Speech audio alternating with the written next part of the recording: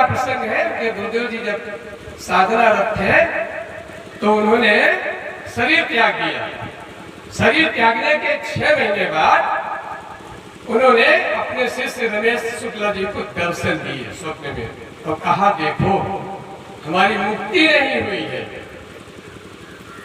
और हमारी मुक्ति तब होगी जब यहाँ पंडित श्री राम शर्मा आचार्य आएंगे।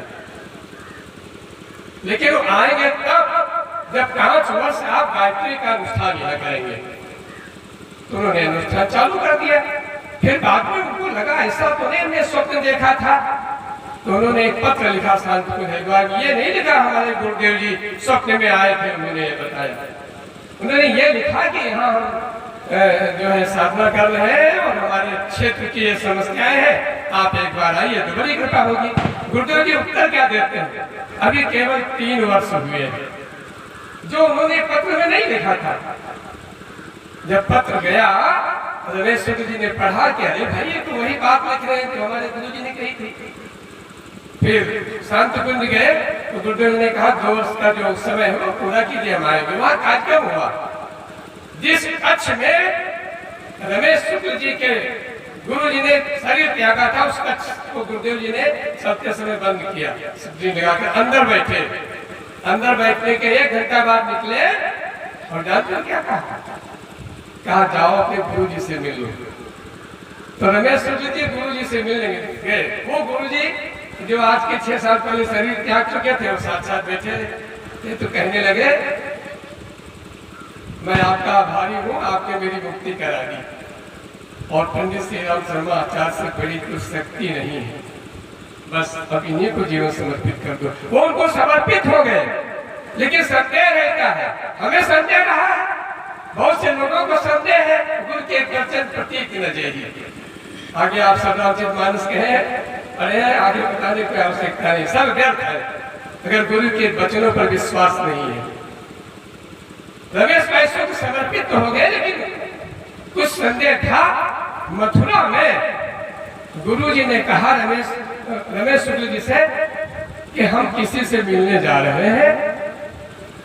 उनको बड़ा संदेह हुआ कि गुरुजी को दुनिया मिलने आती है, ये किसको मिलने जा रहे हैं।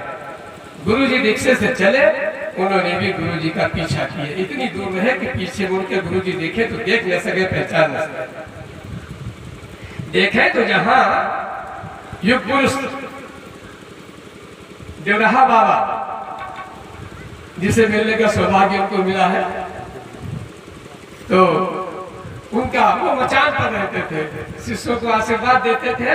तो पैर लटका के अपना सर छुआ देते थे, सर में छुआ देते थे, उनका क्रम रहता था।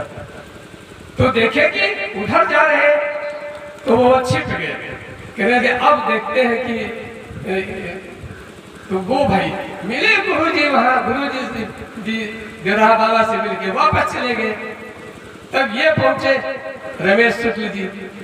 रमेश शुक्ल जी को देखते ही देवराहा बाबा जानते हो क्या बोले कि तू अपने गुरु का भेद लेना चाहता है, तू नहीं जानता है महाकाल की योजना क्या है।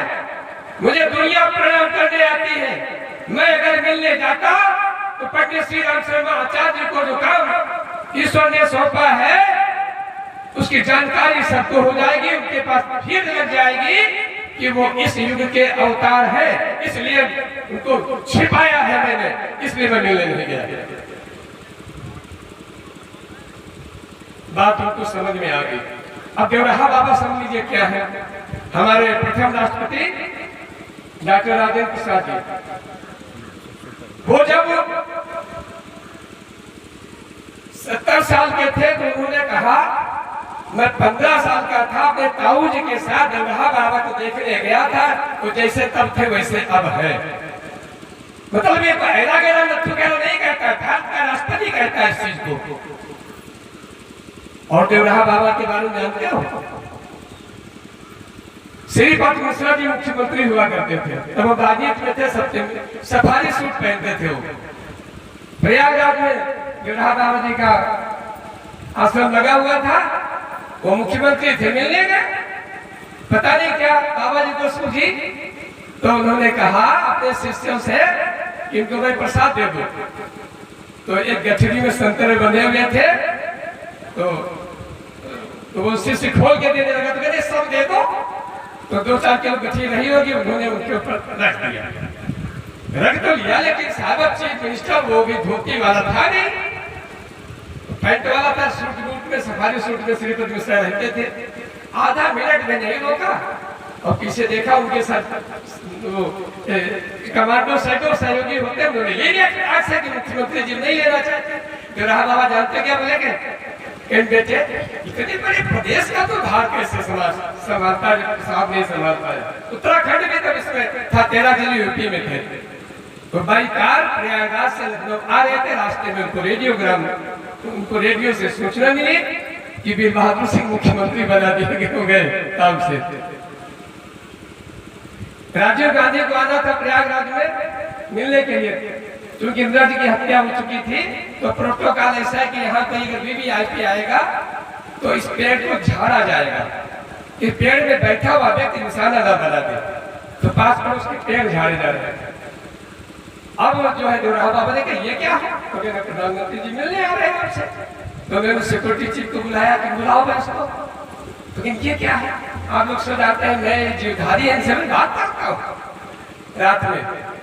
तो कहने लगे प्रधानमंत्री आ रहे हैं, अब नए नियम है सिक्योरिटी के कि पहले वो ये घने पेड़ में भी वो मीटिंग कर लेते थे जब से इंदिरा जी की हत्या हुई और आतंकवाद की परिभाषाएं बदली।